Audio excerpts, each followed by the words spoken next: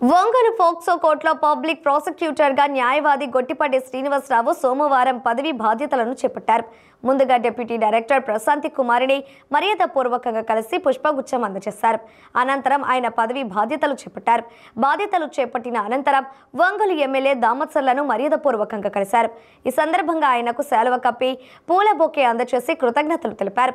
ఈ సందర్భంగా ఆయన తన కార్యాలయంలో మాట్లాడుతూ 1998లో లాయర్గా నమోదు అయ్యానని, అప్పటి నుంచి ఒంగోలు అద్దంకి కోర్టులో కేసులు వాదిస్తున్నానని చెప్పారు.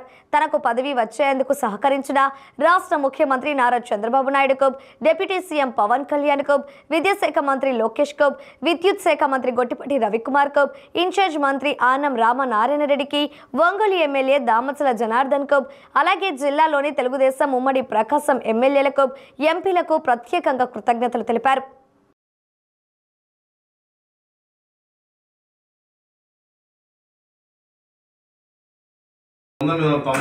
మార్చి 19వ తారీఖున లాయర్గా ఎన్రోల్మెంట్ అయి ఉన్నాను. అప్పటి నుంచి ఒంగోలు కోర్టుకి వస్తానని ఉంటున్నాను. అప్పటి నుంచి నా కేసులు ఒంగోలు కోర్టులో ఉన్నాయి, అద్దంకిలో ఉన్నాయి. అద్దంకి నుంచి నేను డైలీ సర్వీస్ షటిల్ సర్వీస్ చేస్తూ ఉండేవాడిని. తర్వాత నేను అద్దంకిలో 2009 నుంచి 2014 వరకు అసిస్టెంట్ గవర్నమెంట్ ప్లేడర్గా మరియు అసిస్టెంట్ పబ్లిక్ ప్రాసిక్యూటర్గా అడిషనల్ మున్సిపల్ మ్యాజిస్ట్రేట్ వారి కోర్టులో సమర్థవంతంగా విధులు నిర్వహించడం జరిగింది. తర్వాత ఈ స్పెషల్ పోక్సో కోర్టు స్పెషల్ పీపీగా ప్రభుత్వాలు ఉత్తర్వులు ఇచ్చున్నారు. నాకు సహకరించిన అందరికీ కృతజ్ఞతలు, ధన్యవాదాలు. ఈరోజు నేను ఒంగోలులోని పోక్సో కోర్టు స్పెషల్ పబ్లిక్ ప్రాసిక్యూటర్గా బాధ్యతలు ఛార్జ్ తీసుకోవడం జరిగింది.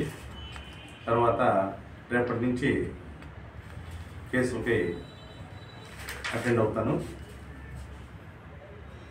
నా ఈ పదవి రావడానికి సహకరించిన రాష్ట్ర ముఖ్యమంత్రి గారికి, డిప్యూటీ సీఎం గారికి, పవన్ కళ్యాణ్ గారికి, లోకేష్ గారికి,